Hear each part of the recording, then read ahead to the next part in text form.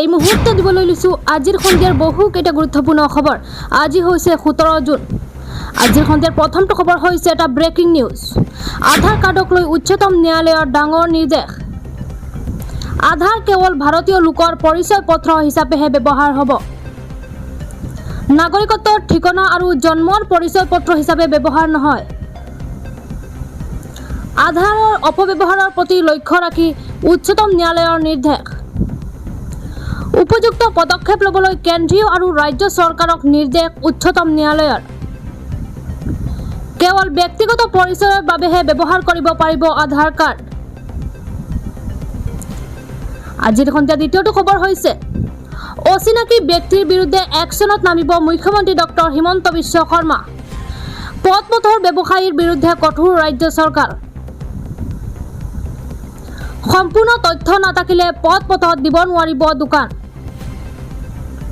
উচ্ছেদ হ'ব ব্যৱসায়িক প্ৰতিষ্ঠান আৰু যাব লাগিব জেল।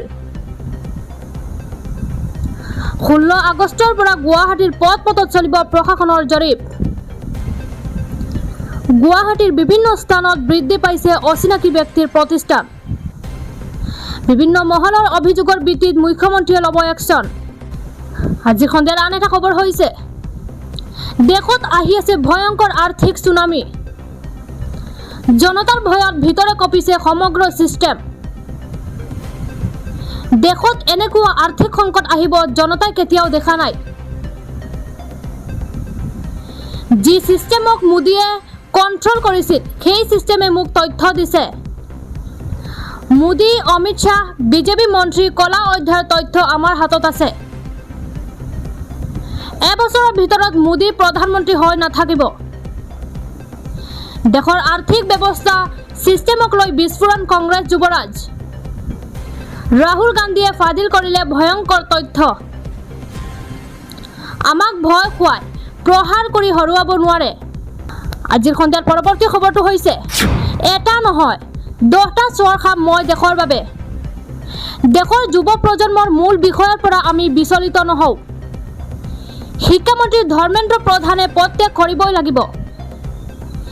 1 কোটি শিক্ষাৰ্থীৰ সৈতে অন্যায় কৰা হৈছে। CJPৰ ওপৰত হাত উঠালেই আমি হাত ভাঙি নিদিওঁ। CJPয়ে সদায় শান্তি শৃংখলা বজাই প্ৰতিবাদ কৰি যাব। পুনৰ চৰকাৰৰ বিৰুদ্ধে হুংকাৰ CJPৰ প্ৰতিষ্ঠাপক অভিজিৎ দীপকৰ। আজিৰ সন্ধিয়াৰ আন এটা খবৰ হৈছে ৰাজ্যত ভয়ংকৰ ৰূপত সংক্ৰমণ জাপানীজ এনকেফেলাইটিছৰ। কেৱল GMCHতে জাপানীজ এনকেফেলাইটিছৰ সংহাৰত 5 জনৰ মৃত্যু। JEৰ সংক্ৰমণ লৈ চিন্তিত ৰাজ্যৰ স্বাস্থ্য বিভাগ। গুৱাহাটীত ফুৰিবলৈ আহি JEত আক্ৰান্ত হৈ মৃত্যু এজনৰ। মৃত লোকজনৰ ঘৰ পশ্চিম বংগত। ৰাজ্যবাসীক সাৱধান, সজাগ হৈ থকাৰ আহ্বান স্বাস্থ্য বিভাগৰ। ৰাজ্যবাসীক সাৱধান, সজাগ হৈ থকাৰ আহ্বান স্বাস্থ্য বিভাগৰ। আজিৰ সন্ধিয়াৰ পৰৱৰ্তী খবৰটো হৈছে হিমন্ত চৰকাৰে দিব 2 লাখ নিযুক্তি। কিন্তু চৰকাৰী চাকৰি আছে মাত্ৰ 75,000। ক'ত আছে বাকী 1,25,000 চাকৰি? ৰাজ্যজুৰি চৰকাৰী চাকৰিক লৈ 5 বছৰত 2 লাখ নিযুক্তি দিয়াৰ প্ৰতিশ্ৰুতি হিমন্ত চৰকাৰৰ। বিগত 5 বছৰত চৰকাৰে নিযুক্তি দিছিল 1,60,000 যুৱক যুৱতীক। অহা 5 বছৰত অভিলেখ সৃষ্টিৰে 2 লাখ নিযুক্তি দিয়াৰ লক্ষ্য। বৰ্তমান ৰাজ্যত আছে প্ৰায় 28,10,000 নিবনুৱা। ইতিমধ্যে ক'ত কিমান পদ খালী আছে তথ্য যুগুতাবলৈ নিৰ্দেশ মুখ্যমন্ত্ৰীৰ। মুখ্য সচিব ৰবি কুটাৰ নেতৃত্বত গঠন টাস্ক ফৰ্চে গঠন কৰিব প্ৰতিবেদন। কিন্তু এই পৰ্যন্ত বিভিন্ন বিভাগত খালী হৈ আছে 75,000 পদ। প্ৰাথমিক আৰু মাধ্যমিক শিক্ষা বিভাগত খালী আছে 35,000 পদ। মহাবিদ্যালয়ত খালী আছে 27,000টা পদ। মেডিকেল কলেজত খালী আছে 28,000টা পদ। গৃহ আৰু ৰাজনৈতিক বিভাগত খালী আছে 17,000 পদ। স্বাস্থ্য বিভাগত খালী আছে 8,000 পদ। পঞ্চায়ত আৰু গ্ৰাম উন্নয়ন বিভাগত আছে 5,000 পদ। লক্ষ্য পূৰণ কৰিবলৈ নতুনকৈ সৃষ্টি কৰিব লাগিব 1,25,000 পদ। আজিৰ সন্ধিয়াৰ আন এটা খবৰ হৈছে 1 জুলাইৰ পৰা 3 দিনীয়া ভ্ৰমণসূচীৰে অসমলৈ আহিব জাপানৰ প্ৰধানমন্ত্ৰী। প্ৰধানমন্ত্ৰী নৰেন্দ্ৰ মোদীৰ সৈতে মিলিত হ'ব এক উচ্চস্তৰীয় দ্বিপাক্ষিক বৈঠকত। এই ভ্ৰমণ সফল কৰিবলৈ সাজু ৰাজ্য চৰকাৰ। প্ৰতিজন মন্ত্ৰীক অৰ্পণ কৰা হৈছে বিশেষ দায়িত্ব। আজিৰ সন্ধিয়াৰ পৰৱৰ্তী খবৰটো হৈছে 6 জুলাইৰ পৰা অসম বিধানসভাৰ বাজেট অধিৱেশন।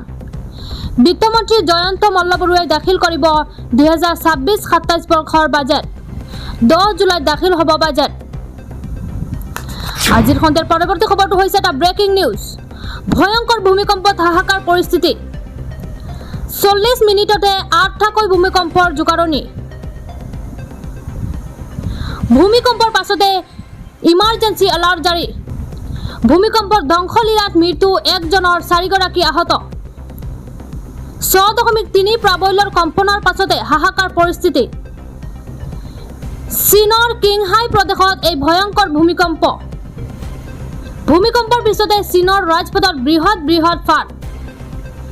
সমান্তৰালকৈ জাপানতো ভূমিকম্পৰ প্ৰবল জোকাৰণি। ভয়ংকৰ ভূমিকম্পত হাহাকাৰ পৰিস্থিতি। আজিৰ সন্ধিয়াৰ আন এটা খবৰ হৈছে এটা ব্ৰেকিং নিউজ। কলিয়াপুৰৰ বিদ্যালয়ত পাঠদান চলি থাকোঁতেই ভয়ংকৰ ঘটনা।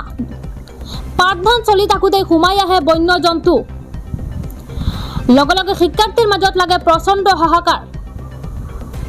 বন্যজন্তু বান্দৰৰ অতৰ্কিত আক্ৰমণত গুৰুতৰভাৱে আহত এগৰাকী ছাত্ৰী।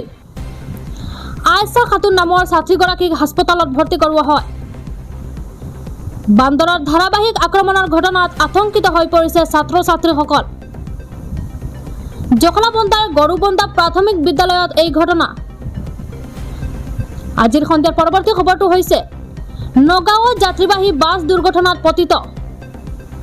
ৰাজপথত অৰ্ধ শতাধিক যাত্ৰীৰ হাহাকাৰ অৱস্থা।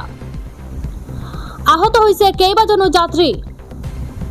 নিয়ন্ত্ৰণ হেৰুৱাই টেংকাৰত প্ৰচণ্ড খুন্দা আল্ট্ৰা বাছৰ।